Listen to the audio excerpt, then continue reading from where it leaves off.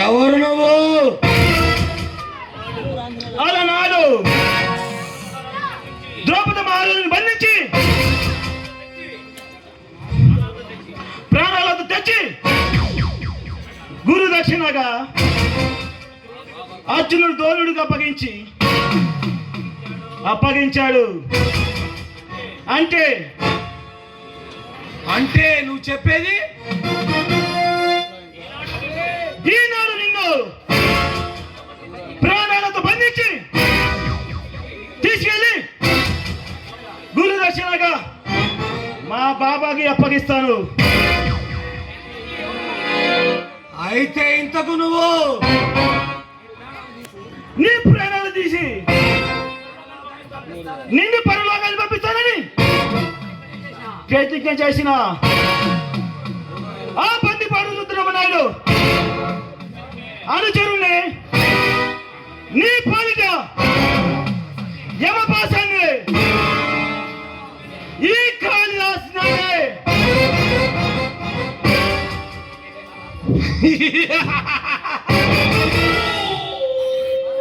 అది నీ తరం కాదు ఖాళీ.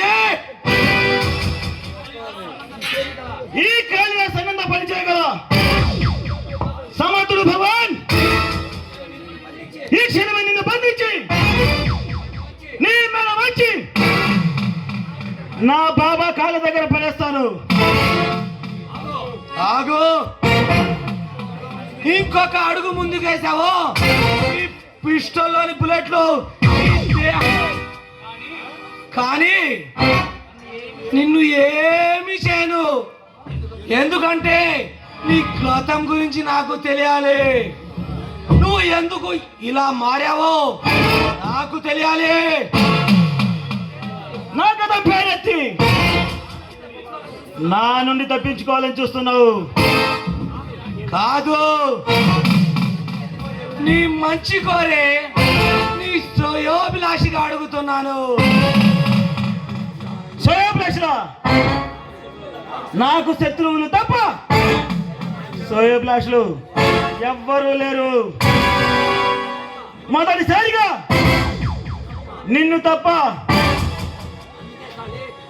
అందుకే ఖాళీ ఈ సమాజంలో శత్రువులతో వడగట్టిన ఆ బాబా పేరిట ఆలయం పేరిట నిన్ను నీ జీవితాన్ని ఒక పాములా ఉపయోగిస్తున్నాడు భగవాన్. అవును ఖాళీ, నిన్ను బానిసగా మార్చి కేవలం తన పగ తీర్చుకోవడానికి పాములా వాడుకుంటున్నాడు. నా బాబా లాంటి వాడు కాదు. నీ బాబా లాంటి వాడు కాకపోతే ఇప్పుడే వెళ్ళి ప్రశ్నించు. అంటే నువ్వు చెప్పేది ఏమిటి భగవాన్?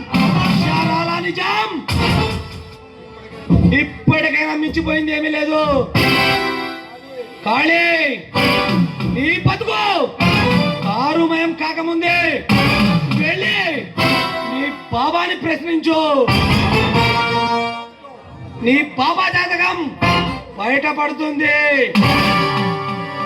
నువ్వు చెప్పేది అక్షరాల నిజం.